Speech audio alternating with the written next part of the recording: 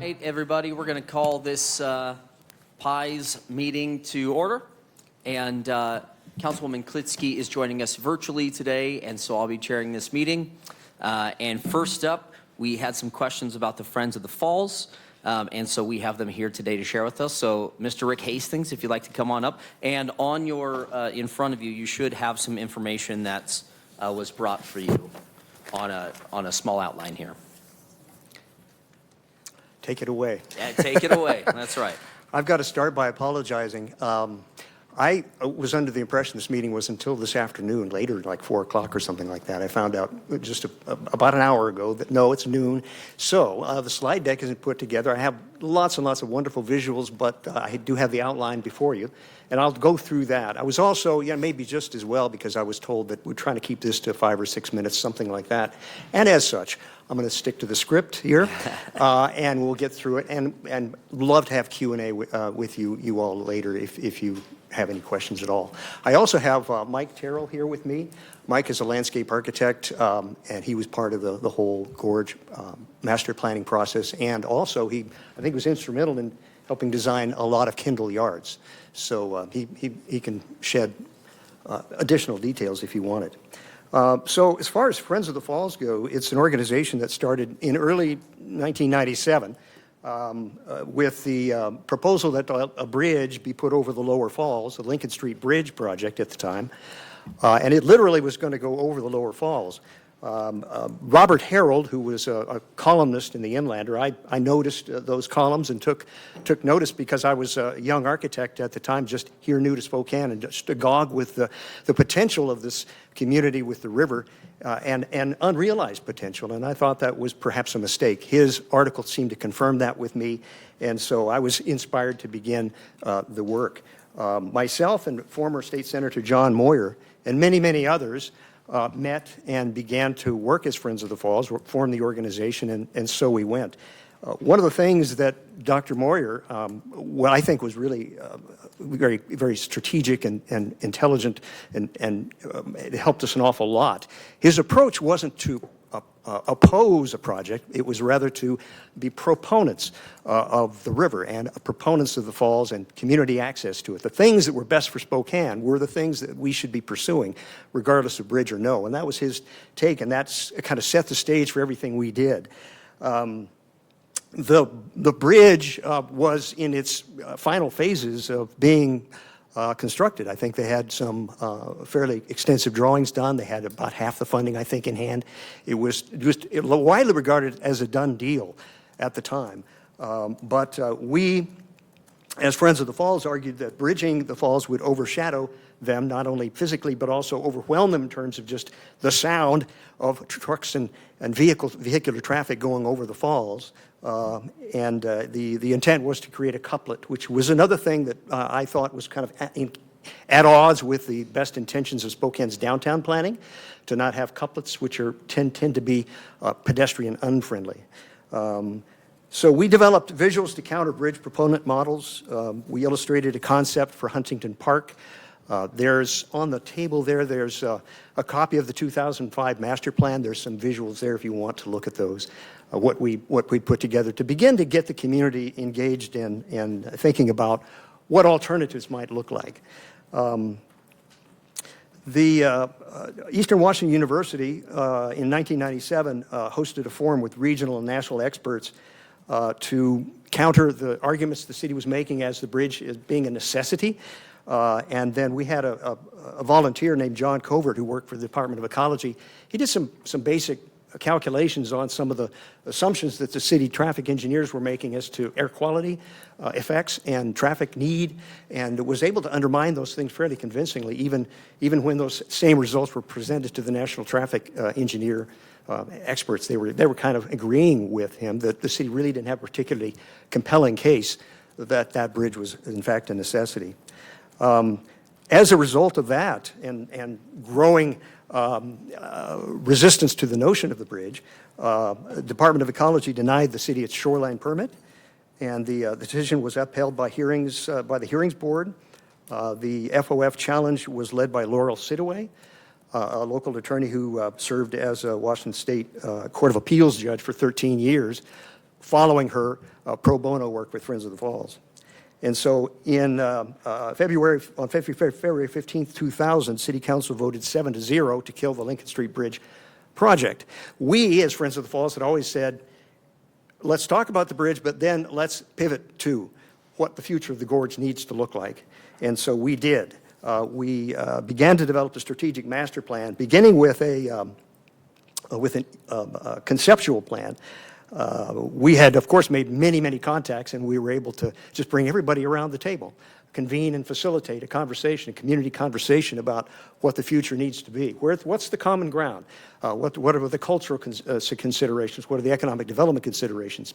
You name it, it was all discussed, and we were able to hash out a pretty compelling conceptual plan, which of course was inspired by, and it was one of the things we always talked about, the 1908 Olmsted Brothers plan for Spokane's park system, which named the Gorge Park as the preferred centerpiece for the entire for the city itself, but also for the entire parks plan, for the parks system. Thank you. So in 2002, we completed the conceptual plan. That was aided by a grant from the National Service Rivers, Trails, and Conservation Assistance Program. We had scores and groups of groups and organizations taking part. About 750 individuals took part in that phase, and then they followed on with our work in the final strategic master plan. We developed additional illustrations for that work. And one of the key things I think we did around that time was we hosted multiple rafting trips down the river from Peaceful Valley down to Pease Flats. We found that we could do an awful lot of talking in the rafts, and were fairly convincing, I suppose. But we discovered that the river itself was the best salesperson for the potential of it, and so made a lot of lasting, durable proponents out of those rafting trips. And with that, we were able to secure a $250,000 state grant that helped underwrite the creation of the 2005 SMP. I think the plan itself helped bring together unprecedented levels of involvement with groups and organizations, dozens of groups and organizations, again, hundreds and hundreds of individuals, citizens taking part. We identified 15 priority projects with relative timeframes and cost estimates, which have been, I think, instrumental in helping bring into existence an awful lot of things that we now take for granted in the gorge. The strategic master plan was adopted into the comprehensive plan. Of the 15 priority projects, the work and projects conceived and or inspired by the SMP include the Huntington Park improvements that we know and love today, the Gathering Place Plaza right outside City Hall here, all the improvements made to People's Park, access and improvements there, the Red Band Park boat launch, and of course the Gorge Loop Trail just recently completed, below these many years later.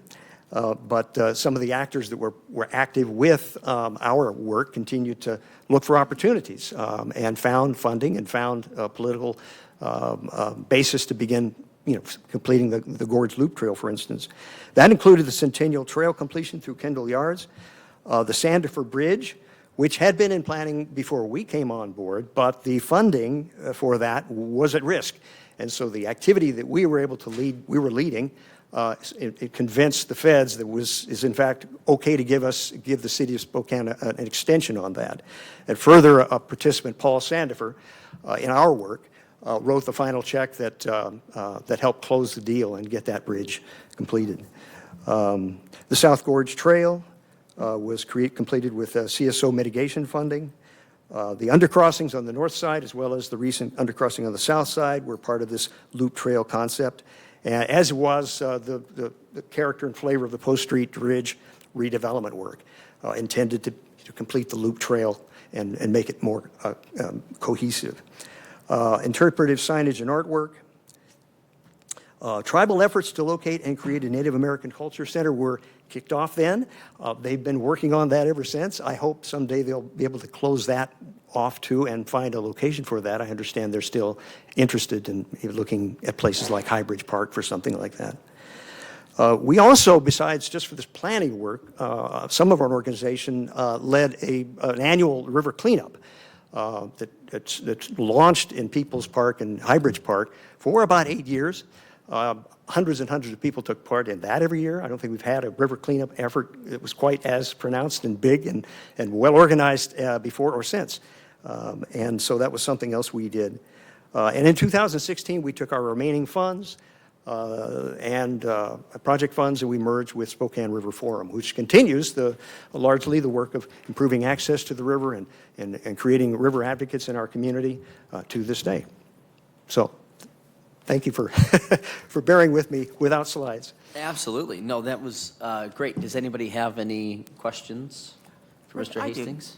Oh, Yeah. Thanks, and thanks you for coming down for that history on that. The name is not an issue with me. I guess what's challenging is the community didn't know there was an opportunity to name the bridge. And so my question is, what other entities, cultural, otherwise, was there conversation? I know we're looking at placemaking opportunities downtown. Does the name have to be changed, or could there be a plaque monument that has all the history you just described? So that's where I just need to be brought up to speed. Love this group, but did y'all just decide this without any other community input outside the Friends of the Fall, or was there other opportunity for community engagement around the possible naming of this bridge? We were invited to submit an application, and so we did that. It's been before Plan Commission on a couple of occasions, and they forwarded it to you, is my understanding. Another important thing is that the way this has been put together, to my understanding, is this is not a renaming of the bridge. This is an honorary naming. So it would be a plaque. It would be some interpretive signage or some sort of way to tell this story where hundreds and hundreds of folks came together, found common ground, and envisioned a future that has since been realized, it's been realized. So some subtle distinctions between what I think you were saying and what I believe is being proposed. Right, and I heard you. I guess I'm challenged, who invited you to apply? There wasn't this output like, hey, have you thought about an honorary name for the bridge? So it feels like there was inside information or knowledge, inside knowledge of the honorary naming of the bridge. That's just my pushback on it, and we could get there. And again, I'm not in opposition. It's like, did the other parts of the community have the same opportunity or the knowledge of how to do the honorary naming of this bridge as Friends of the Falls? So that's just my question going forward. Councilmember. Well, I thought, and maybe I misheard, but I thought when we had the presentation the other day on this, they said that the city had proactively outreached soliciting for this, not the other way around. Is that correct? Is that right? Correct. Okay. And who was it from the city that reached out? Public Works and Okay. Mayor Brown. Yeah. Okay. Yeah. No, that makes sense to me. They were, the mayor was involved with this whole process as well. One of the slides I was intending to show you was her on one of the rafts. She was up to speed on all those things, remembers it fondly, thought it might be a nice gesture to do this. And we had been proposing that, for instance, the Gathering Place Plaza next door be named in honor of one of our founding members, Senator John Moyer. Yeah. When that didn't happen, I think it was thought that at the next opportunity, perhaps Friends of the Falls might be invited to present and advocate for some means of acknowledging that part in our community's history. No, and I definitely thought that would have been a welcome acknowledgement to have named that space after Dr. Moyer. For this, I see this very similar, and maybe it's very slightly premature, but I see it very similar to the process that we're about to vote on for honorary road naming. I'm not sure a bridge would be all that much different. In fact, it's a road too, so it probably would fall under that provision. But under that, I don't believe that there is sort of a hearings process, outreach. I mean, yes, we'll get some findings of fact and stuff to back up why somebody is deserving of that honorary designation, but it's not going to be a contest. And so I kind of see this very similarly. And so if we have to wait till we adopt that for this process to play out, that's fine. But being that it's honorary and everything else, I don't think it's a big lift in my mind. Mm-hmm. I'm just going to ask, go ahead. Oh, I'm sorry. I think that's news to me that this idea of honoring naming is moving forward. I applaud that. But at the time that I began to put this application together, that was very, very much a gray area. There really hadn't been very many things named after people for quite some time. And so with the caveat this be honorary, I think there was some latitude in moving forward with this as that. If it becomes further codified, then that could be a wonderful thing. Because I think there are plenty of groups, organizations, people that have done wonderful things for our community, and we need to hold those actions up as exemplars. And Marlene, I saw you come down. Did you want to add anything to that?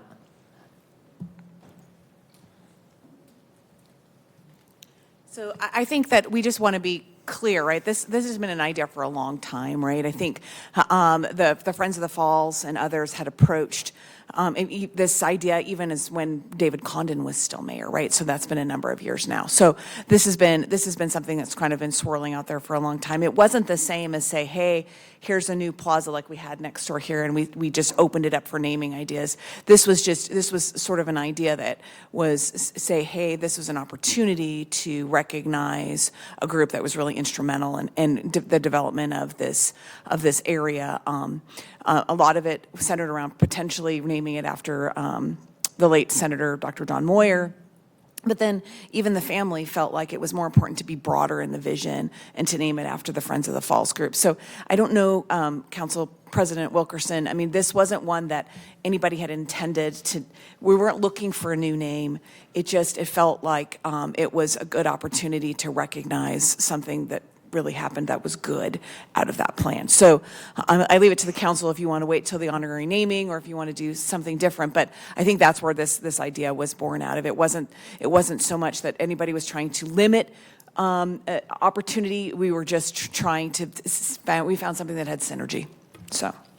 I'm going to ask Mr. Wright, on that honorary naming, doesn't that only last for 4 years? Isn't there a time limit on that? So if we did the honorary naming, it would be for 4 years, and then it would be up again for another honorary naming in 4 years. So I don't think that's where you all thought you were going. So again, open.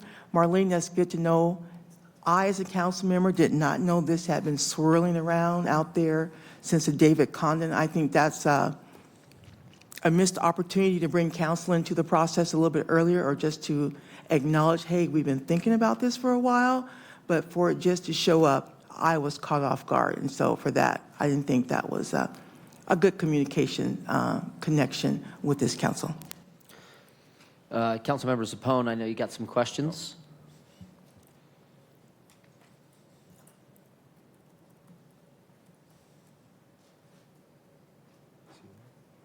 I saw his hand up.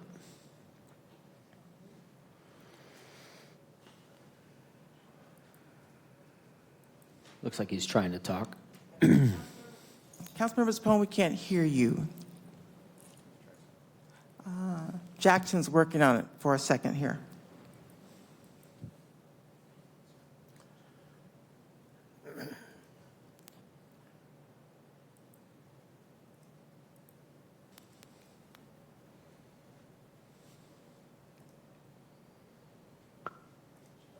Can you hear me now? There it is. Yes. Yep. Hey, we made it work this time. Appreciate you all coming in and giving this history. A lot of this is new to me. I wasn't involved at the time or heard anything about Friends of the Falls. So I really appreciate the efforts of kind of memorializing these efforts and hearing more about it and educating the public about it. I was just wondering if you could speak more to kind of what that lasting memorialization of it would be. Would there be a plaque? Is there going to be a location to kind of highlight the history here? All right, we got Marlene coming back. Yeah, so our goal would be to put up a plaque with some interpretive signage. We were going to work with Parks to see where it's appropriate to place that so that people can access it. And then we were going to have a celebration when it was ready to go. Obviously, I don't have a date yet because I don't have a plaque or an interpretive sign, and I don't have council approval. But once we do that, we'll look at how we can celebrate that designation. Thank you. Any other questions? All right, Mr. Hastings, thank you for coming down and sharing with us a little bit. It'll be exciting to help commemorate some of the things that kept Spokane as beautiful as it could be. I mean, we start thinking about a bridge over the falls, and I can't imagine not being able to see those views. So thank you to you and everybody who helped really protect that space. You're very welcome. Yep. Thank you. All right. Okay, so we are going to move on. Next, we have our monthly director's report. Thankfully, Marlene is right here. Mr. Tyrrell, thank you for coming in as well. All right.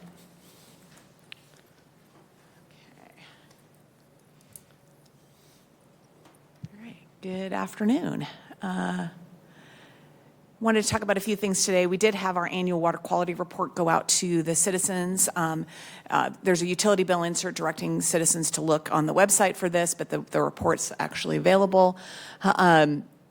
This is an annual requirement. In the next few years, it's going to become a twice-a-year requirement, just so you know. But right now, it's still annual. So this report is from 2024. We have met all of our requirements under this act, under this requirement with the EPA. So we meet all standards for contaminants in our water system. We have a very good, high-quality water. We do around 2,000 tests a year for various contaminants, everything from E. coli to PFAS, right? So we did want to point out PFAS, those forever chemicals, certainly are of high interest in our community, so we did want to make sure that you understand where we're at. We did have low-level detections of PFAS chemicals in 3 wells in 2024. And we currently meet both state and federal standards. We have had a couple of tests at the Ray Street well that exceed that 4 parts per trillion, which is the action level. But the actual compliance is on a 4-quarter rolling average. So our 4-quarter rolling average for Ray Street is below 4 parts per trillion. But just know that's one that we're watching very closely. We're doing obviously quarterly testing and monitoring of the water quality at that well and all of our wells. Initially under the new EPA rule, we're supposed to be doing testing and reporting with plans to achieve the standard by 2027. Currently, we meet the standard, but that's something we're going to keep telling you and talking to you about. We also are embarking on an update to the Water Conservation Master Plan. This plan was adopted by City Council in 2020, so it's time for the 5-year update. It provides details for how the Water Department works with its customers to reduce their water use. It's really much a demand-side plan.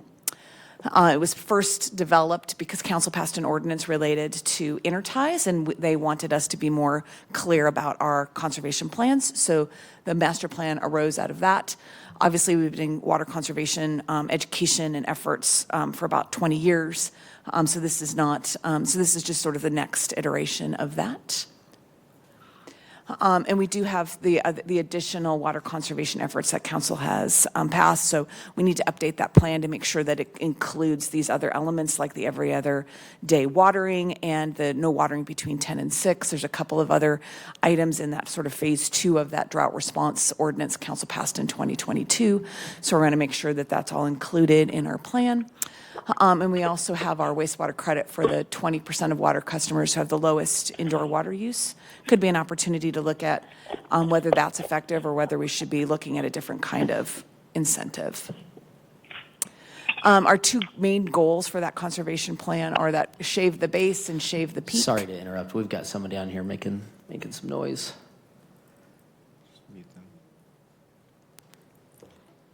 Councilmember Klitsky, if that's you online, can you mute yourself? I'm muted. I was anyway. You are unmuted. Yeah, you are unmuted right now.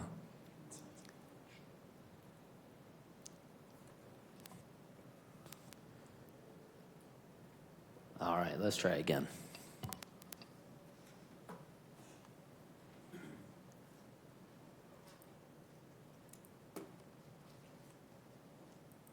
Yeah, so here's where we were. These are the 2 main strategies of the plan. 2 main goals of the plan was to shave the peak by 15% by 2030 and shave the base by 5%. So that's the per capita per day number. So we want to make sure that we're looking at these goals and strategies to see if they still make sense for that 26 to 2030 plan, right? So that's a great opportunity. We also have some other opportunities, maybe. Give me one more, Jackson. Thank you. So some policy things we might want to take a look at in conjunction with this master plan. The actual request to council could very much trail the master plan, but looking at water consumption tiers for commercial, which has been on our list for a while that we need to complete. Irrigation and landscape standards also an intent that we haven't completed. Ways to promote appropriate water use for parks and schools. If we're going to encourage, less turf grass in individual homes and businesses, how can we still have places to play, and how can parks and schools continue to support play fields and things like that? I think we should look at that indoor water use credit, make sure that that's where we want to spend those credit dollars, and then other things are likely to come up in the process as we talk to citizens. So that is that item. And then just a little bit of a construction update.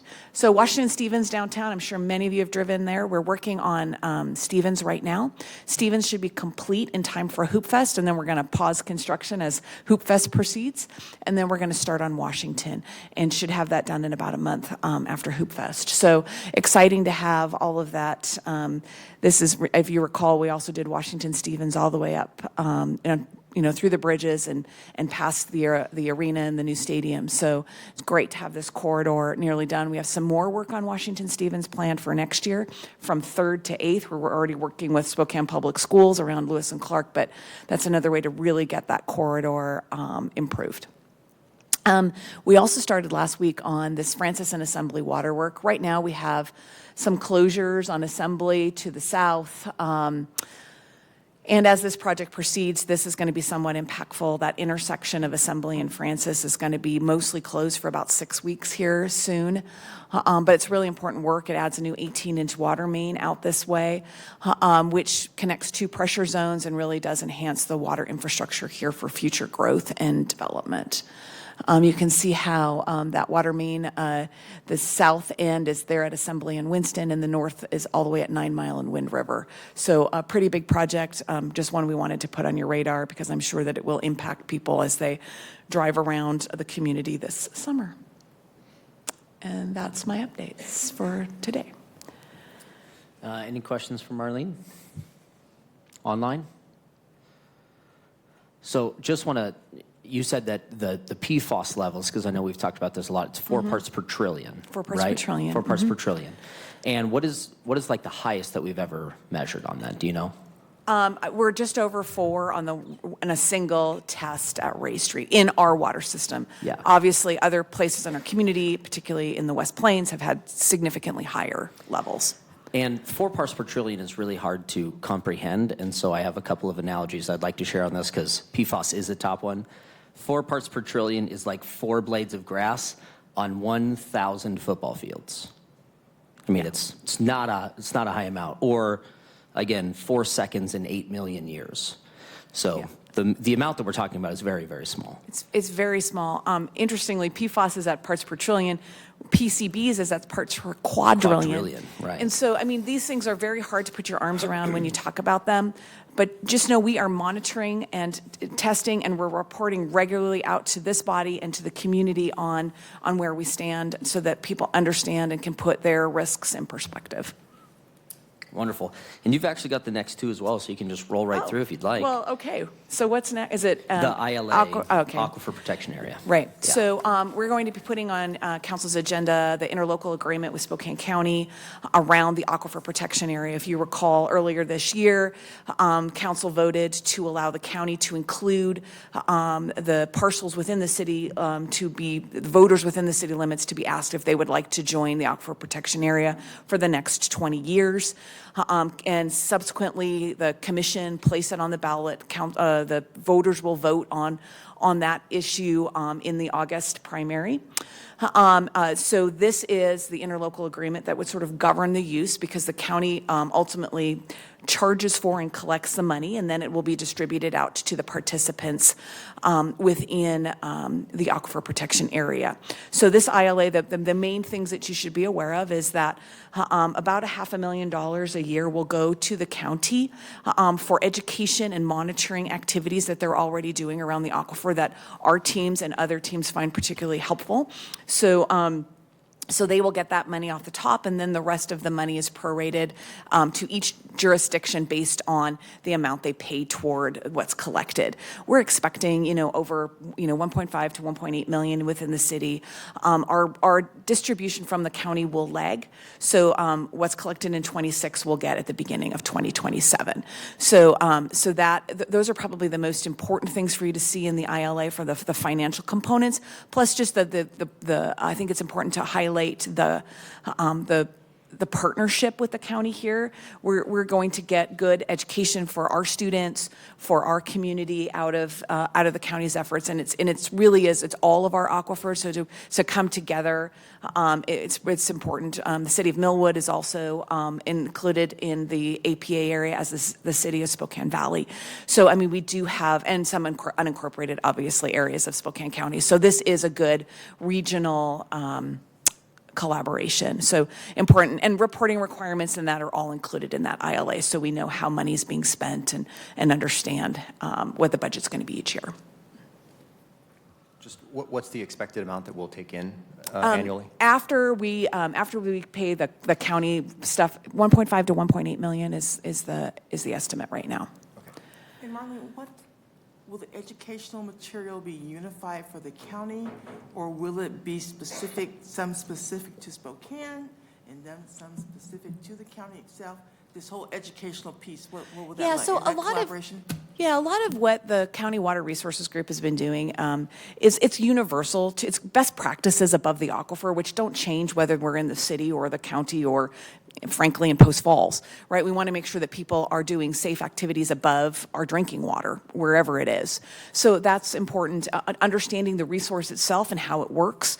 We have school children that often go through the water resource, so the county's plant, and then they come to Upriver Dam and they actually can see the aquifer in our aquifer well. So that's another collaborative experience where students are learning about the resource and how the water cycle works, and able to see the in person our groundwater at that location. So it's that kind of education activities that we also support the SAJB in their big SAJB Aquifer Atlas.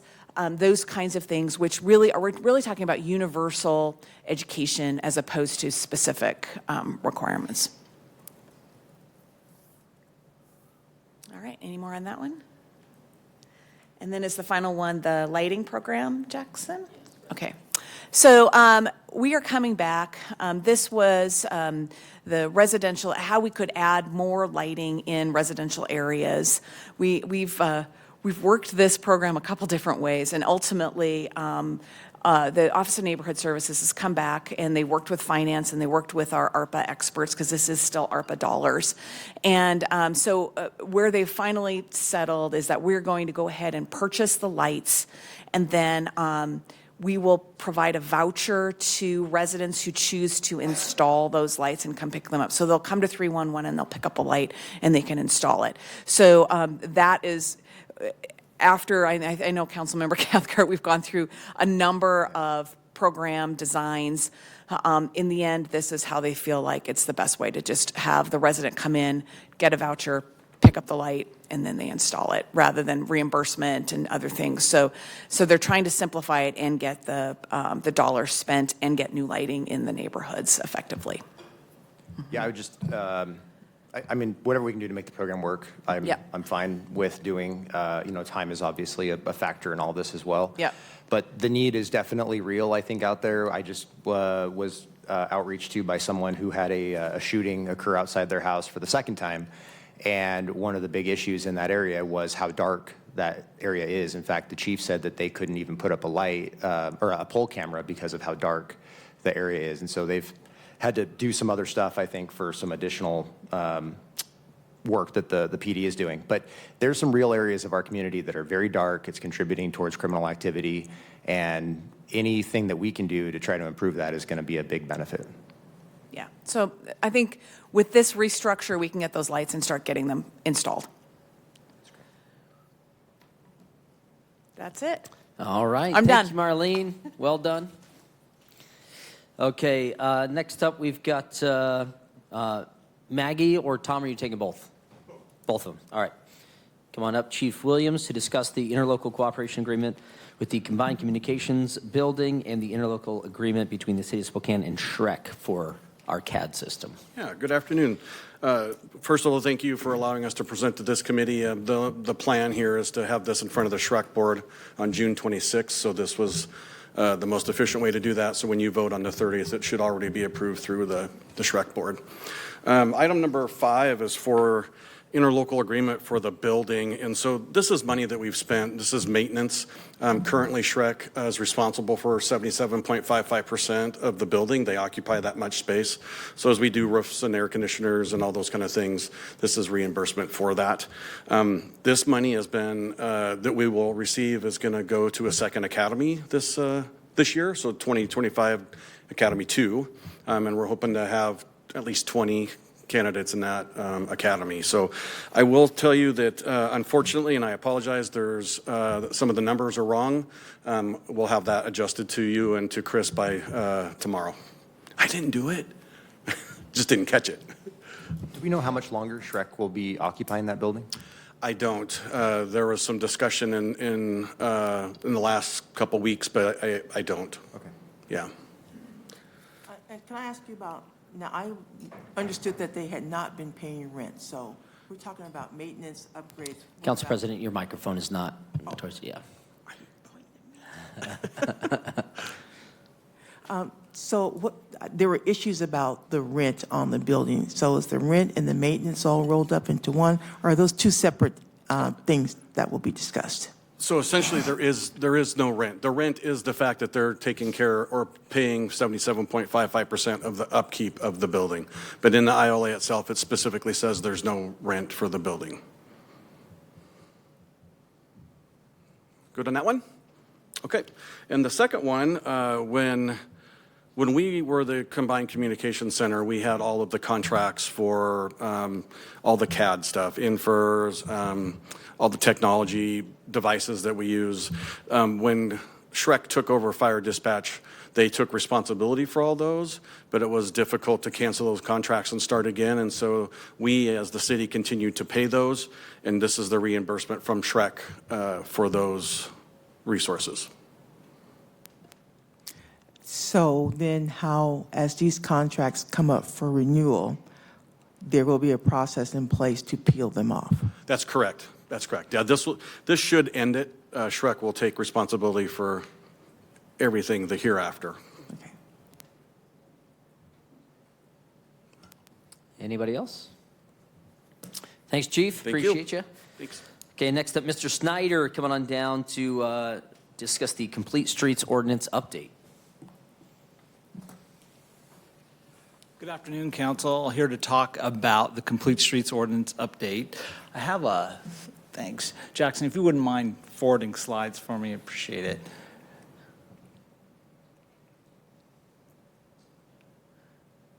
Great. Next slide. So a little bit of a timeline here. The ordinance actually was first started in 2009, didn't pass until 2011. It's been 14 years since it's passed, hasn't had changes in the interim. The timeline for the 2025 update is, as you see there on the board, we've had 3 touches at both the Planning Commission and the Transportation Commission. They've both offered changes and enhancements to the ordinance during that time, as have staff who have come together with suggestions to improve the ordinance.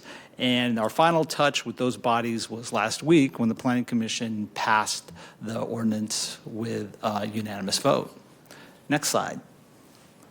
So just to recenter this on why we're doing this, Complete Streets is a goal of offering comfortable, connected, and safe transportation network that serves pedestrians, cyclists, public transportation users, children, older individuals, individuals with disabilities, motorists, and freight.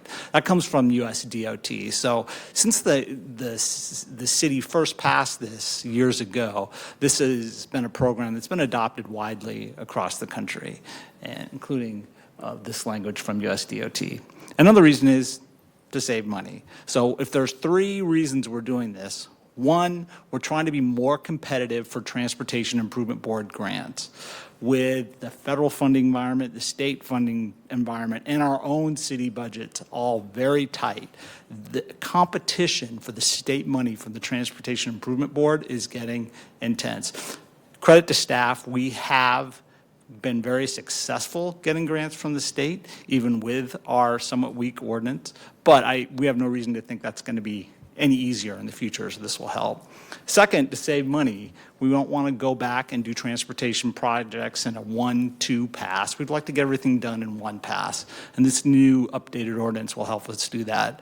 And then third, we have a lot of outdated references in the current ordinance, including to things like a mayor's design advisory committee that no longer exists, and missing references to things like the pedestrian master plan, which was passed after the Complete Streets ordinance. Next slide. So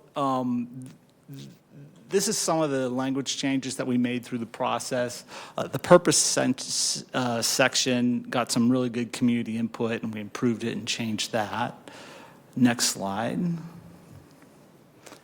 And at the Transportation Commission, they came up with some new language on one of the exception verbiage having to do with future development. Another change that was made at the request of staff, the original Complete Streets ordinance exceptions could only be processed once a year with the 6-year street plan update.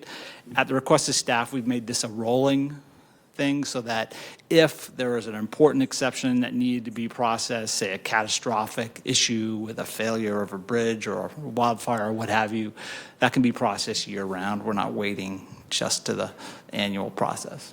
Next slide. And that's pretty much it. If you have any questions regarding this. Thank you, sir. Appreciate it. Appreciate it. All right, next up, Dan Bowler. If you want to come on down for the low bid award of the arterial pedestrian hybrid beacons.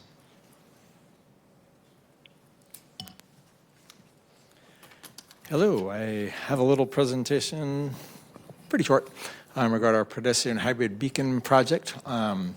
It is nearly done with the design. We are waiting for one last piece of right-of-way from one property owner. I'll leave it at that. Other than that, it's all ready to go. If you could go to the next one, Jackson. So it's in 4 locations. Way up north, there's Nevada and Koza, Market and Columbia, Wistock's Way out by the community college, and then by Ferris High School on Thurston and Regal. And we'll look at those in more detail on the next 4 slides. Okay, Regal and Thurston. The pedestrian generator is, of course, Ferris, well, not of course, it's only of course because I happen to live right here. Ferris High School on the east side, and then there's a very large, it's all residential to the west of there.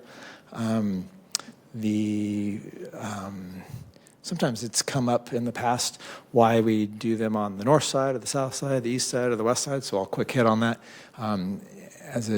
In this case, on the north, pedestrian hybrid beacons can have issues where people turning from the side streets with a free right don't see them, right, because it's at a right degree angle.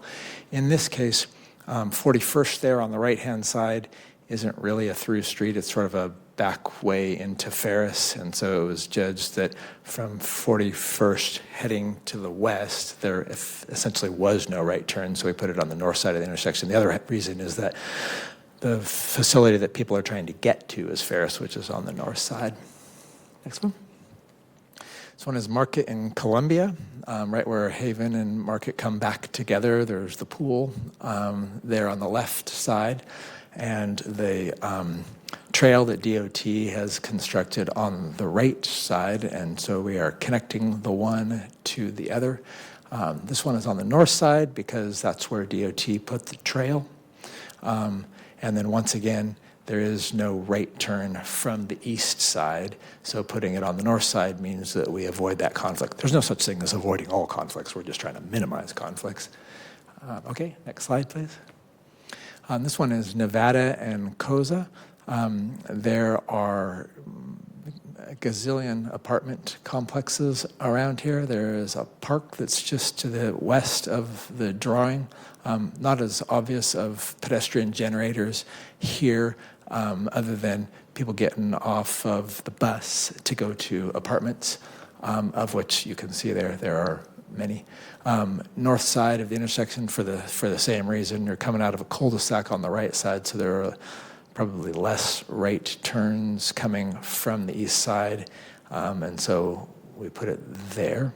And then one more. This one is Wistocks, and there was actually a fatality here within the last couple of months. The community college is to the top and to the right. Various apartments and residential on the south side.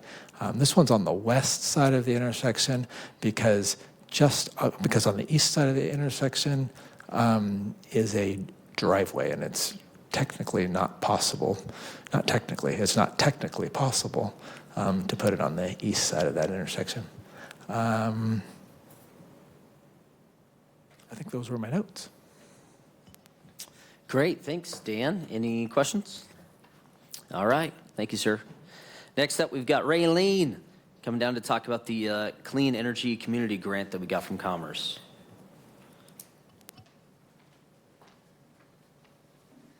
Thank you, council members. Yes, in February, we applied for a grant from Commerce for solar units at the water department. So this SBO would do a budget adjustment to get about $2.8 million to accommodate this, to accept this grant money. And then, of course, the other one is for the actual design and construction of that.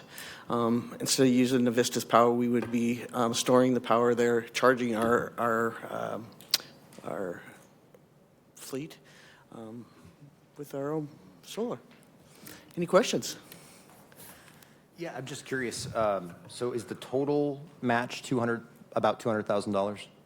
Somewhere in that ballpark is our match. 193 or something like that? Yeah, that's our match of it, yes. Okay, and then is this replacing or I guess connecting to existing chargers, or will there be new chargers that these are a part of? I think part of the design, I'm not 100%, but my understanding is they will charge and be stored in a battery system that we can use to charge the vehicles. I don't know how it will intertie with the ones that we already have there. I'm not sure how that intertie is going to work. I guess what I'm trying to figure out is, do we have a good idea at least of what monthly costs this will sort of cover, essentially what we're paying right now for those chargers, and how much of that might be reduced? I don't have that. I could see if we have it. If it's at all possible, I would just be very interested to see what our $200,000 is getting us. So. Okay. I'll see if I can find something. Great. Thank you. Any other, wait, hang on a minute. Hang on a minute. I'm running away from you, Jonathan, sorry. Any other questions for anybody else? Okay, so I think if I remember correctly, it was like 15 new stalls or something like that Something that was like that, coming in. Yeah, and so it's building the entire structure, including all the solar and everything on top, right? Yep. Wonderful. And what's the completion date of that, do we It's think? supposed to be sometime in 2026. So Okay. design is this year. Construction should be finish up next year. Wonderful. Yeah. Awesome. Yeah. Thank you very much. Thank you. Yep. Okay, next up, I don't see Trey. Is he online? Trey, are you online for the community-based private-public partnership here?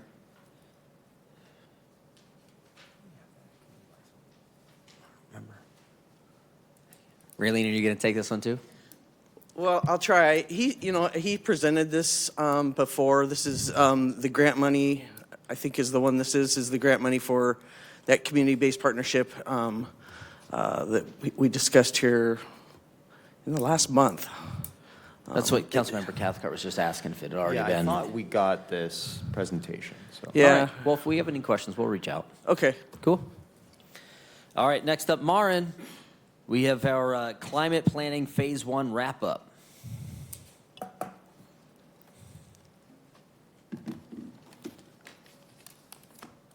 All right. Good afternoon. Just test this really quick. Perfect. All right. Thank you all. We're going to share a little bit about our climate planning phase 1 wrap up. I have Logan here as well. And then online, we have our consultant, Lisa Gruder with Burke. So I'm going to give a little bit of introduction to some of the engagement that we've done for phase 1, just kind of an overview. And then I'm going to turn it over to Lisa to go over our final deliverable, the climate risk and vulnerability assessment. And then we'll wrap up with the next steps.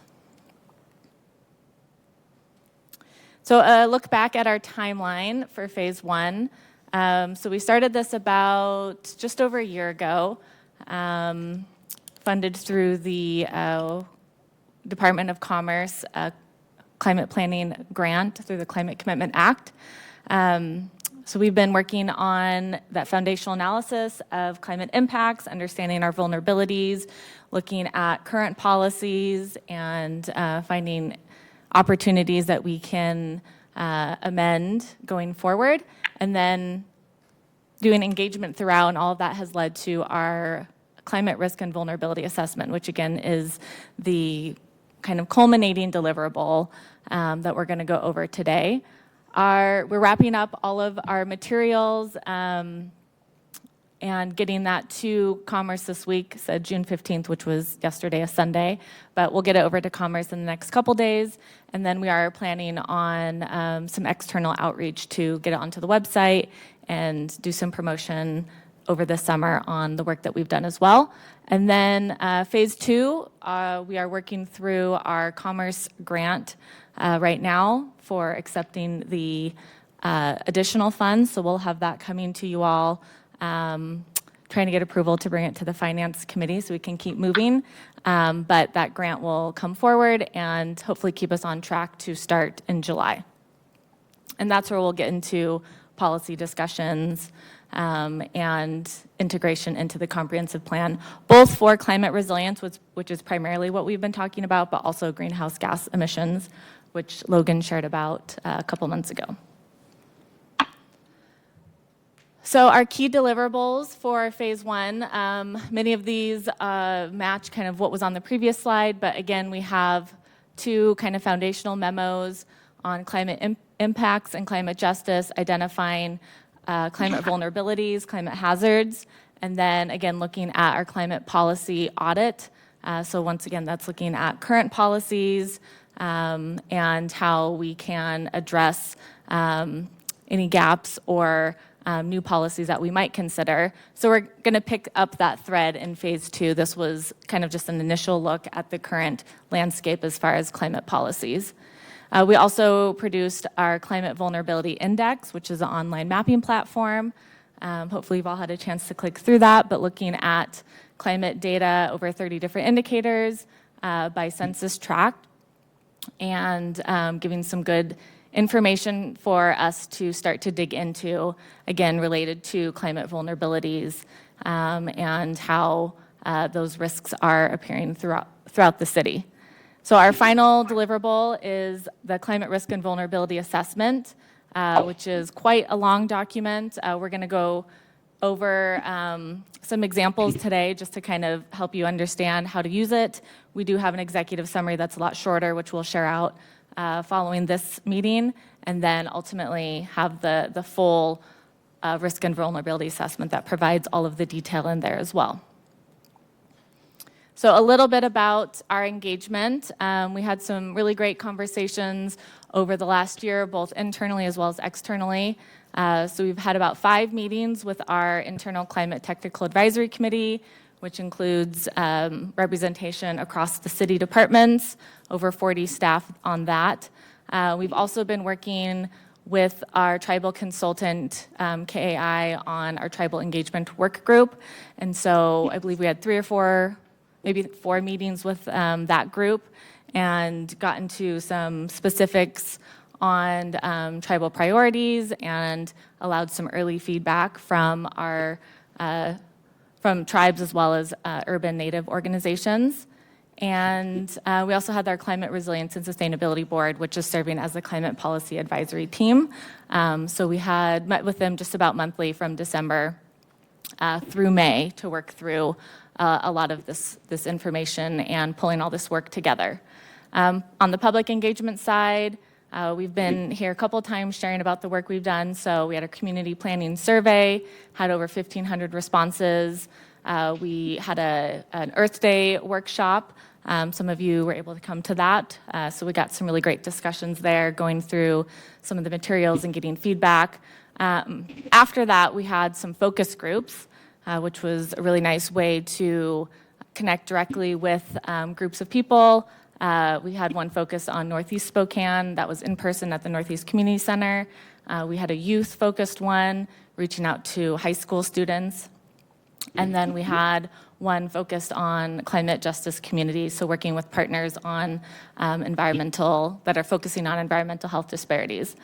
So those were really wonderful. I'll show a slide coming up, but we do have summaries on all of those workshops and focus groups as well. So here are the summaries that we have produced.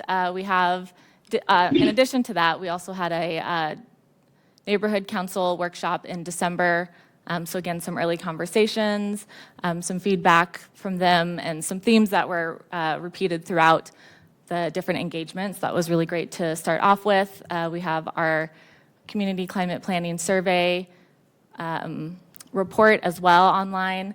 And then the next three that we see up here, the climate workshop summary, the focus groups, and then the tribal engagement summary are all going to be within the climate risk and vulnerability assessment. But they'll be available to download and read and hear what those specific conversations brought up as well. And all of this information is really integrated into the work that we're doing throughout.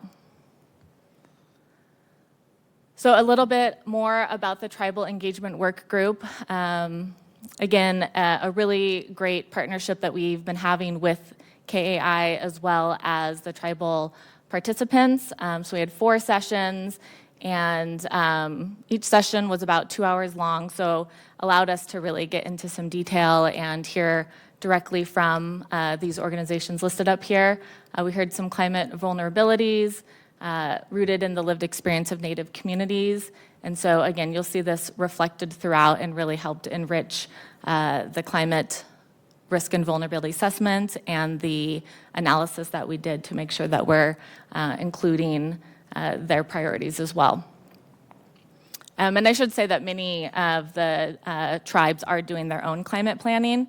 So a lot of the people that we worked with are leaders doing climate planning for their own tribes. So we're able to filter some of the work that they're doing into the work that we're doing as well. And then some ongoing engagement. We've had our Plan Spokane newsletter that gets sent out monthly, blog posts, social media.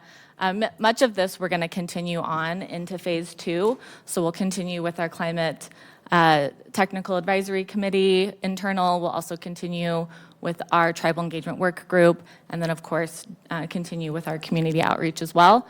So again, we're kind of gearing up to do that phase 2 coming up, but we look to continue to do a lot of these strategies. So with that, I'm going to turn it over to Lisa Gruder, who's online. Hopefully you can hear us, Lisa.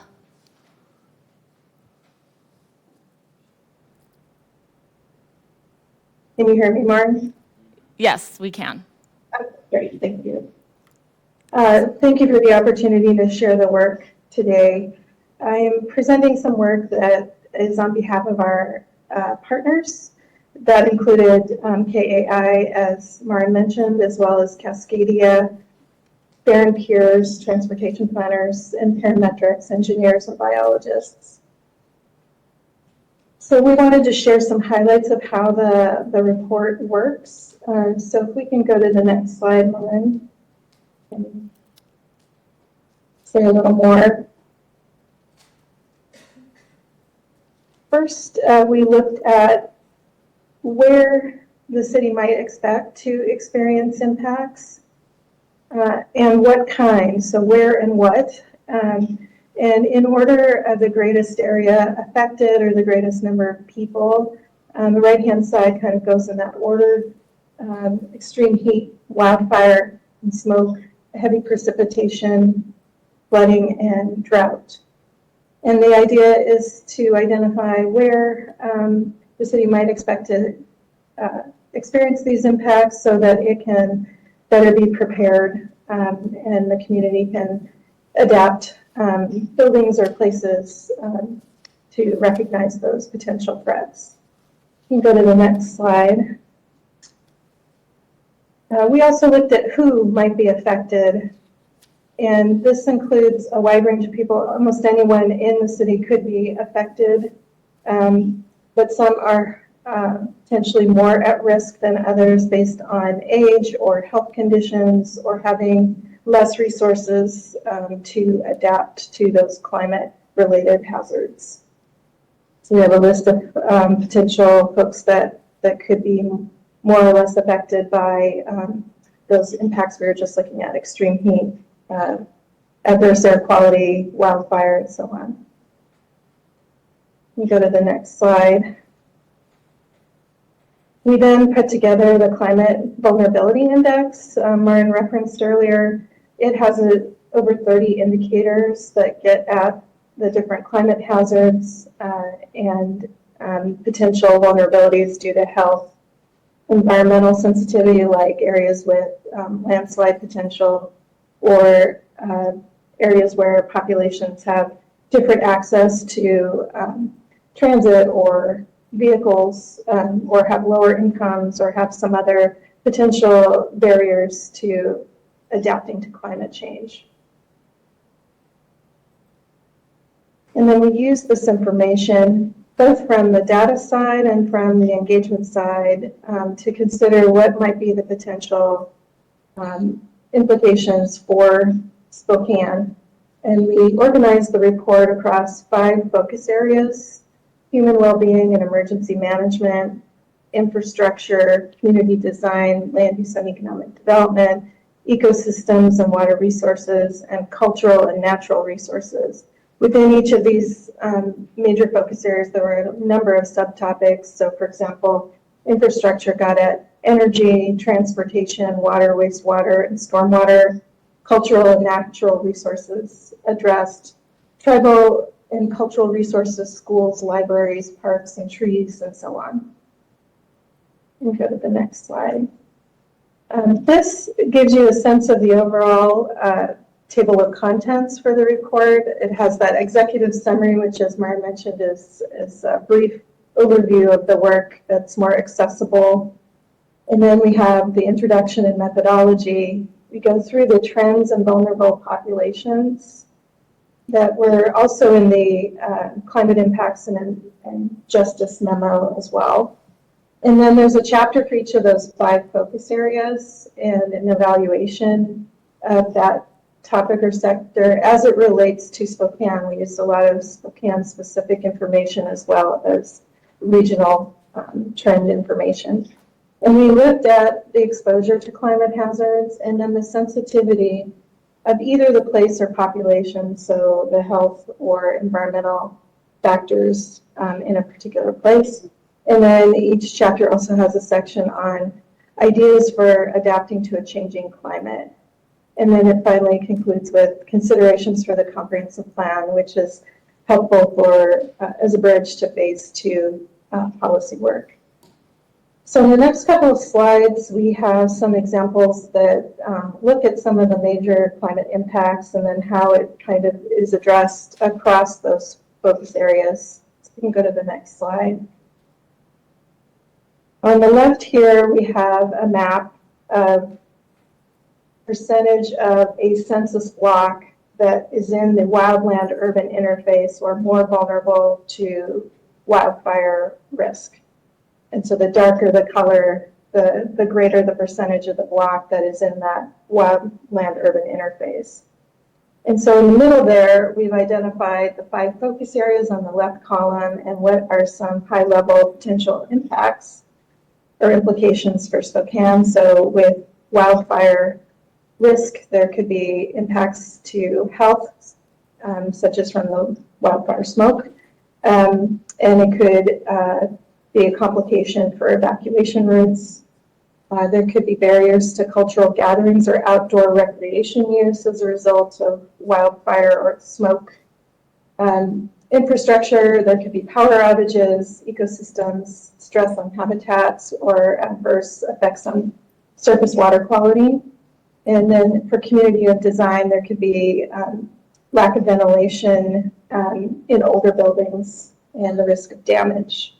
And we tried to match the data with some of the engagement findings as well. So on the top there, the quote is from an internal engagement with the Spokane Fire Department, wanting to put in perspective the risk that Spokane faces with wildfire risk relative to the rest of the state. And then we also heard from the Tribal Engagement Work Group about the adverse effects of heat and poor ventilation and wildfire smoke on tribal health. So as one example, and we'll go to the other example on the next slide, which is about extreme heat. And similar to the prior map, this is showing with the darker red areas that have higher daytime average land surface temperatures in the summer. And that, combined with a lack of tree canopy, could lead to heat island effect, where areas are hotter in some areas than other parts of the city, and can affect health and the demand for medical services. The damage to traditional cultural foods or agriculture, as well as the need to retrofit buildings, including schools, increased energy demand, potential damage to roads, greater demand on groundwater supplies, and additional costs to retrofit buildings for cooling, and then having to alter work hours for outdoor workers. So those are some examples, and we did hear from the youth focus group that was concerned that their experience of the outdoors is going to be different than prior generations because of smoke and extreme heat in the summer.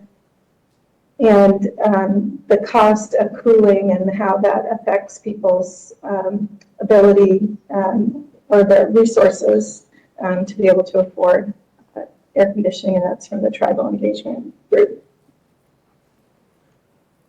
Those are two examples, and for all of the different climate impacts, we try to carry that forward across the different areas of focus and bring together information as well as what we heard through engagement.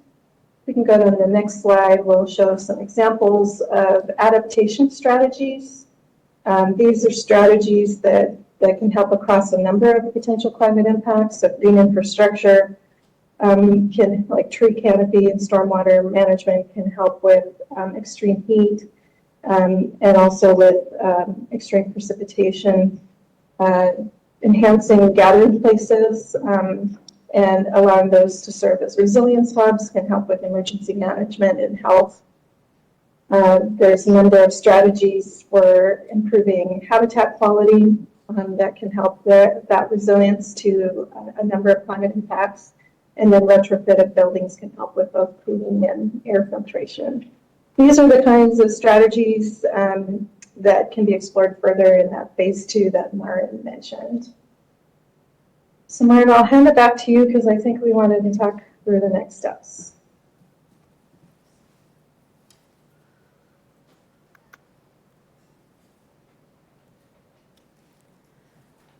All right, next steps, which we've already mentioned a little bit, but again, just finalizing our documents to Commerce so we can wrap up phase 1, adhering to their state biennium. So the end of their year is June 30th, so that's kind of our impetus to get things in. And then once we jump into phase 2, which for their biennium runs 2025 to 2027, but our comprehensive plan is due in 2026. So we'll really be working on this over the next year, primarily 6 to 8 months to get through the policy discussions and get integrated into the comprehensive plan.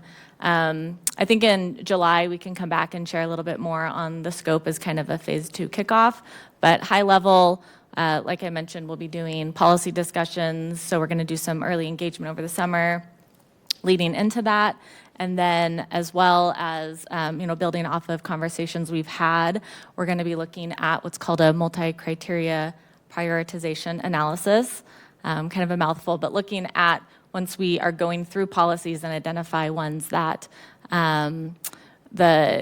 through engagement and through the Climate Resilience and Sustainability Board are a priority, or at least the initial set, then we'll look through this framework and look at things like effectiveness, authority, cost considerations to kind of give us an idea of what would be a priority, and hopefully that will filter into the comprehensive plan as kind of the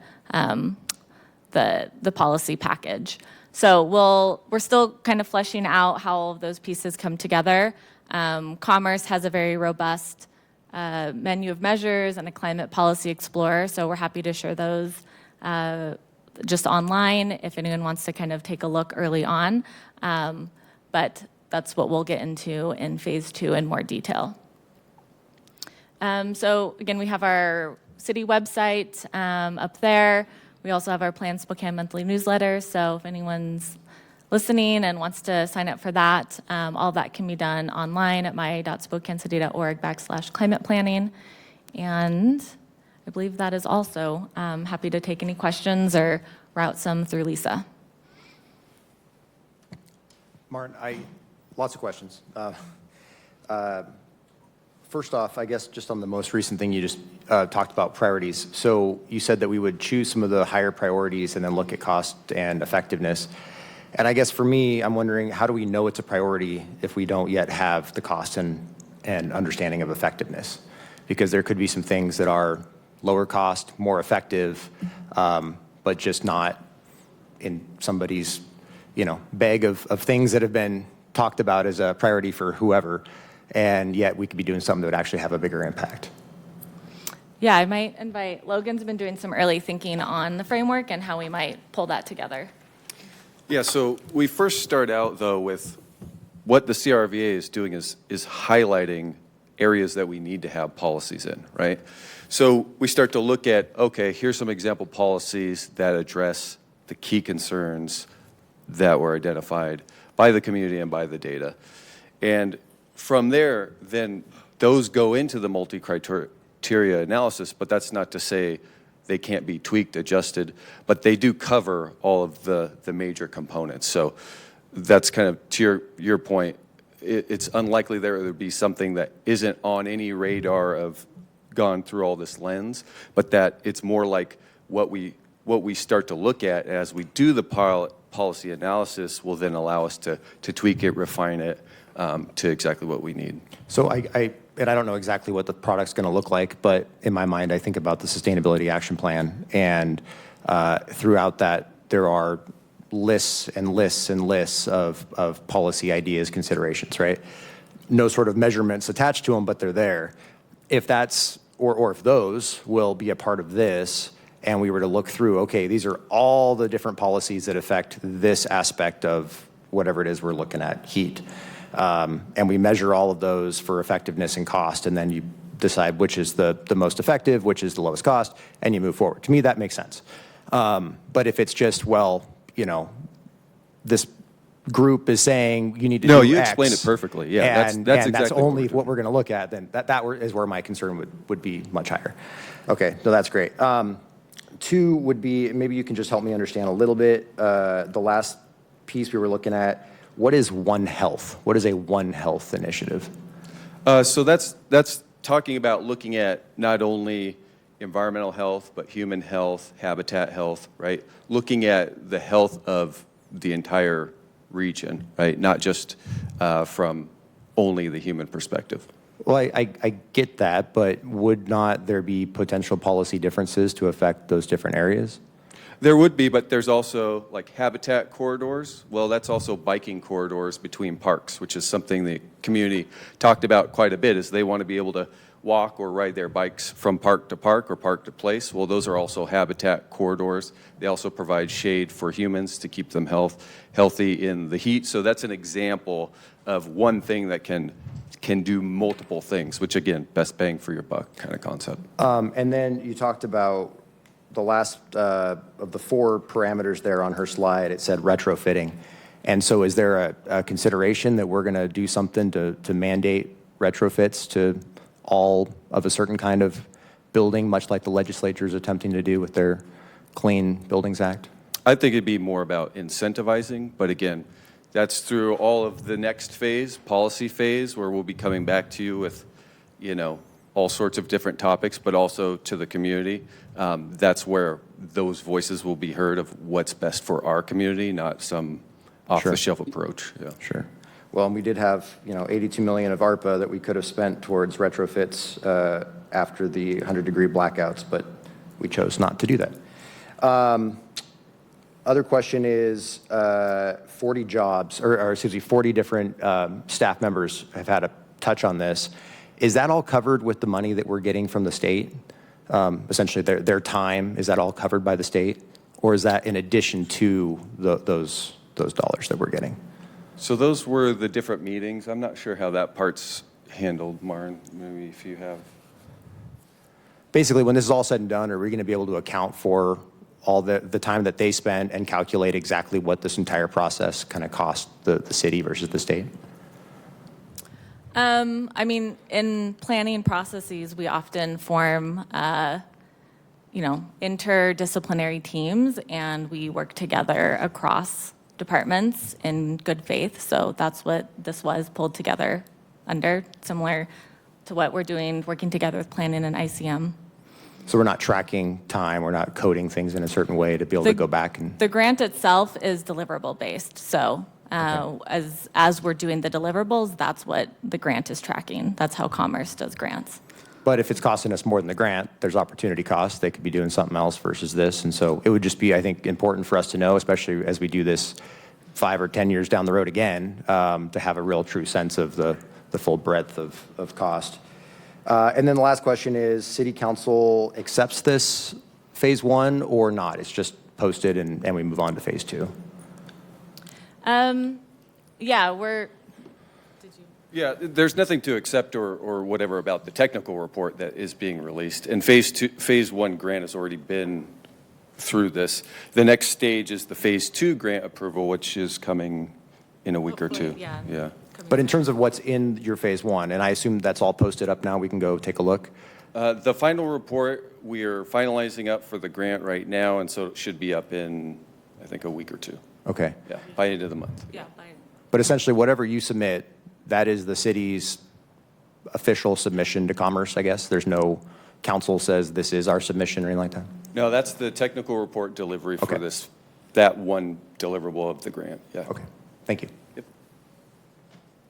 And like we said, we'll bring forward a policy package, so there's still ample time for discussion and all of that. All right. I was just going to ask Mara, as a follow-up to some of Councilmember Cathcart's questions. So will this grant from Commerce really cover the cost? I would hate to see us get 90% through the deliverables, and then we still have this gap of how we get this project completed. So I just want to make sure that we're kind of keeping our eye on that particular ball, that council or the administration needs to come back with additional funds to get this completely across the finish line. The grant will cover all of it, yes. Yeah, we did about between 50 to 60% in the phase 1 for all that foundational analysis, and then we're requesting the rest of the appropriated funds for phase 2. Anybody else? All right, thank you, Maren and Logan. Thank you. Okay. Next up, Mr. Wright, I think you've got a couple here in a row. So we've got a resolution ratifying the declaration of emergency, followed by amending the membership of the Climate Resistance or Resilience and Sustainability Board. Yes, thank you. The first item, the resolution ratifying the declaration of emergency. I know council is familiar that last Wednesday, the mayor issued a declaration of emergency and then established a curfew from 9:30 to 5 a.m. the following morning. By code, council is obligated to respond to that declaration of emergency. This particular declaration had a starting time but did not have an ending time. And so the resolution in front of you actually is one where the council states that it agrees that the circumstances justify the declaration of emergency, ratifies that action, terminates it effective tomorrow night at 5 o'clock, and also limits any procurements over the minor contract threshold, which otherwise would be available to the mayor under a declaration of emergency. Do we know, has there been any use of the procurement since the emergency was put in place? To my knowledge, none. I just use that as standard language. So I try to include that in every single resolution commenting on a declaration of emergency so that the council is aware that the issue is out there and can, respond appropriately if it thinks it's necessary. And then just so I can confirm what I'm hearing. So we're not voting per se on suggesting that this is a policy that should continue, or even right in this moment, it's something that should be in effect. We're saying that at the time it was put in place, we agree that that was the right decision to make. Correct. Okay. I think it would be helpful, and maybe just for, our processes and formality about looking at what does that end time mean, rather than, okay, it's there and it's sort of lingering. Now, if there's a curfew called between, 9:30 p.m. and 5 a.m., the assumption is, okay, it's over. Those two are conjoined, rather than having this other overlapping component, and we have to, do this. I mean, I'm fine, obviously, council has a role here, but just trying to think about maybe some communication about how to close that up. I think, and on the one hand, and it's good to keep in mind that the mayor necessarily didn't know how long circumstances were going to last. I can't speak for the administration or the mayor, why it was left out, but I can say that given the events over the weekend and, not knowing what might transpire this past weekend, I think it was actually a good idea to keep the declaration open at least until today or tomorrow. So in case she needed to impose a second curfew, she could have done that without having another declaration. But again, I'm just speculating as to why it was left out. I just know it was left out, so. I'll just say I had a conversation with the mayor, and I was strongly in support that it be kept open at least through tonight and through the weekend with all the speculations of what could or could not happen. And it's like, I don't want us doing the emergencies resolutions every week. It's like we knew there were potential things that could happen, and it just made sense to do it through the weekend going forward. Yeah, and I'll likely have an amendment to this to say that it ends as soon as we vote on it, because I don't know why we need to keep it going through tomorrow. I don't think we're expecting anything. I've been pretty connected with law enforcement on this as we've been going through the process, and so I don't see the benefit of even keeping it through today. Declarations of emergency should be for an actual emergency, not, I think, a prospective emergency, and so I'll be making an amendment to end it as soon as we vote on it. I am wondering, would it be possible, maybe not necessary, but would it be possible to implement something that would allow for a period of time, 30 days, 60 days, the mayor to enact or eliminate a curfew as necessary if we see that there's going to be multiple potential issues ahead? Would that be under the auspice of a declaration of emergency narrowed just to that? Or would there be some other mechanism if we saw, so that we're not coming back constantly, if there is a weekly issue or every couple weeks something happens, we could just say, well, for the next 60 days, you're allowed to put in place a curfew, and you got to brief council on the details. I think the code can be amended whatever way the council sees fit, and I would, of course, have legal weigh in as to whether that mechanically makes sense. I know the mayor could probably terminate the emergency, but we still have to deal with the code provision that requires the council to respond to the declaration one way or another. And so in this particular instance, the simplest thing and the most straightforward thing was council to do a resolution terminating it. But I agree that there's room for some tinkering with the code to make it a little clearer, perhaps give the mayor more or less flexibility, however the council wants to proceed. Okay. No, and I'm not suggesting that for tonight, but just if this were to continue to happen, it might just be something we want to think about. Any other questions? All right, and then now the membership of the Climate Resilience and Sustainability Board. Yes. Council will recall that you established the board last September. The code as originally written provided for 15 voting members, including a council liaison. Since then, the Community Assembly has asked for a liaison position. Responding to that formal request from the Community Assembly, Councilmember Bingle and Council President Wilkerson agreed to put forward an ordinance that would amend the CRSB provisions to allow for a Community Assembly liaison. The version that's in your packet actually has an error, and so I will be approaching the sponsors about making a substitution. When it was originally drafted, the possibility existed that the CA position would be a voting one, and so the number of voting positions was increased from 15 to 16. That language is still in there, even though it's now still a liaison position, so I need to correct that. Thank you, Mr. Wright. You know, after speaking with the CA and some other conversations, they are fine with the liaison position as it mirrors other positions on boards going forward.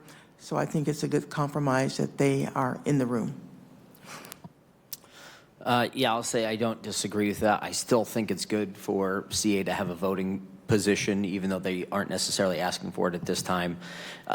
It is the most grassroots form of representation that we have in the city, people being on neighborhood councils. They're not appointed by the mayor, right? They're just a part of their neighborhood. They're a part of their neighborhood and becomes a part of this process here. So I think it's a great way for people to get into a voting position without necessarily having to be appointed by an elected official. So I understand if that one fails, and I'm glad that they're going to have representation, but I do think it's good for them to have a voting position. So, all right. With that, we have our C tab, unless there's any more questions. Does anybody? No? Okay. C tab, come on up. And we've got Abigail Martin. And Abby, your part of your presentation is also going to be basically your update for us for today, correct? Okay. Exactly. Can you hear me? This feels strange. Thank you, Jackson. So I am your Transportation Benefit District Administrator, and as part of that, I give an annual update. This update is walking you through what was the Citizens Transportation Advisory Board, and then last year was dissolved and then refurbished into the Transportation Commission's purview and scope of work. The photo that you have here shows the scope of work for what the Citizens Transportation Advisory Board had been charged with. It's very much preventive maintenance on our residential streets. So chip seal, grind and overlay, very minor kind of repair, and really actually trying to prevent more overhaul and robust repair. Here you have some history establishing the TBD, that $20 line item on your license tab registration.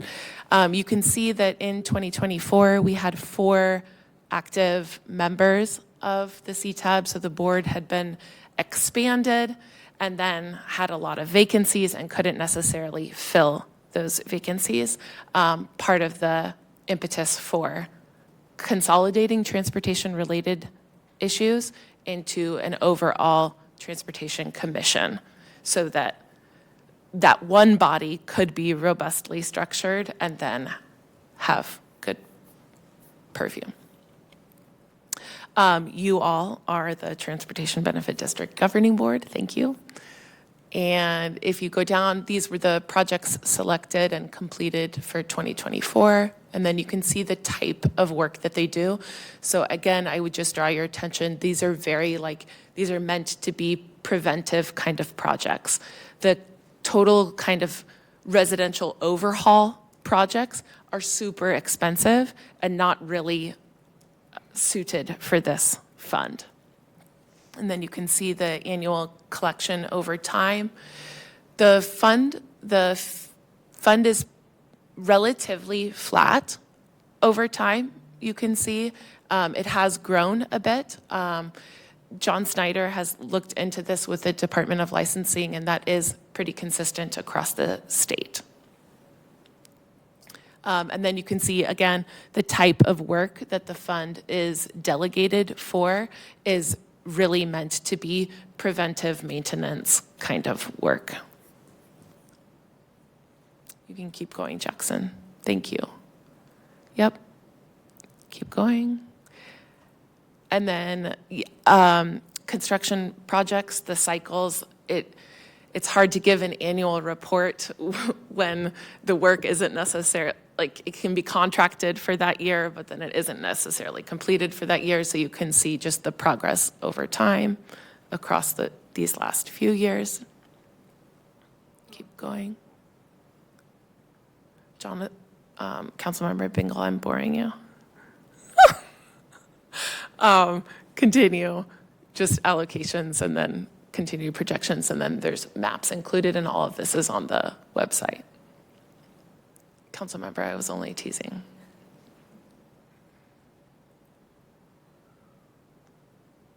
The Citizens Transportation Advisory Board did purchase signs to say brought to you by CTAB, so that people are aware of what that number goes towards.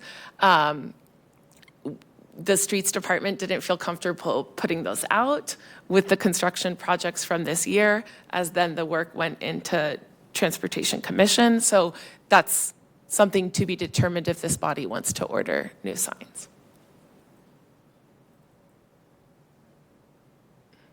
Those are my updates. All right, any questions? Wonderful, all right. Thank you, Ms. Martin, for coming on up here and sharing with us. Thank you. Oh, for my update. Yes. Sorry, pardon. For Transportation Commission. Yes. So Transportation Commission will be meeting this coming Wednesday. That's at 4 p.m. in this chamber. We now have a permanent location.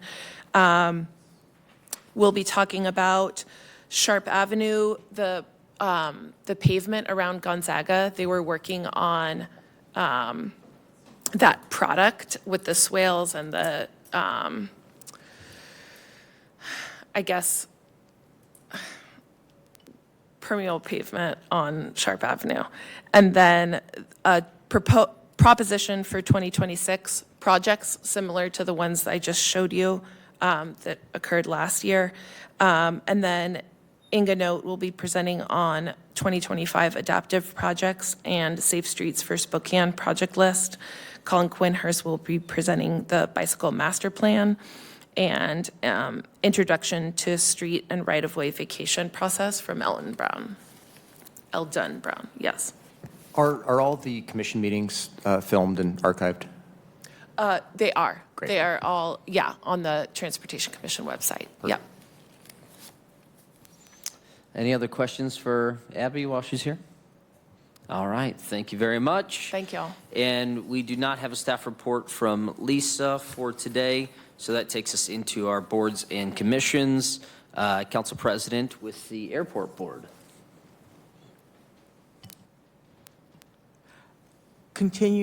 We'll be doing interviews. We had interviews this last week and this week on our new CEO search.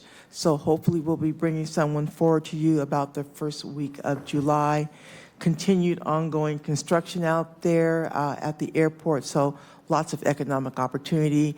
In-planing is up, people who are flying out, and also deplaning's up, as in the loads that we receive, that there's a cost to it. So the airport really is in a good financial position at this time. People are traveling. We're glad about that. Very good. Okay. Councilmember Cathcart, Broadlink. No major updates at this point. Okay. STA? Yeah, I'm trying to remember what we talked about at our last board meeting. CEO search? Yeah, I mean, the CEO search is obviously a big piece. That's not something that I'm involved in. I forgot Zach is up there, so Zach might have some other details. Can you guys hear me? Yes. Councilwoman Klitsky, go ahead. Yeah, so the CEO search is still kind of ongoing, and there's a question as to how many candidates will be brought forward. So if folks have opinions or questions about that, they can email STA and the board. Also, there's discussion going on about how to structure low-income fares, and that should be on the next board meeting agenda as well. People can go to STA websites to find out more about how to give input on both of those things. I think that was the big stuff that we're working on right now. All right. SRTC, the recommendation for the board is that the city would receive about $10 million in funding supporting both capital and maintenance projects. There's a lot of good projects that are recommended for funding. We are asking for a couple of changes. For this funding round, we would like the Fish Lake Trail Centennial Trail connection over Pacific Avenue Greenway Phase 2 on the capital side. And on the maintenance side, we're advocating for Monroe from Maxwell to Indiana instead of Raylene 18th to 29th. And one note on this, reconnecting Inland Empire Way is not recommended for funding at this time. Design money for Latah Bridge is recommended, as is construction dollars for Spokane Falls Boulevard rehab, and then the vote is next month by the board. Councilwoman Klitsky, do we miss anything there?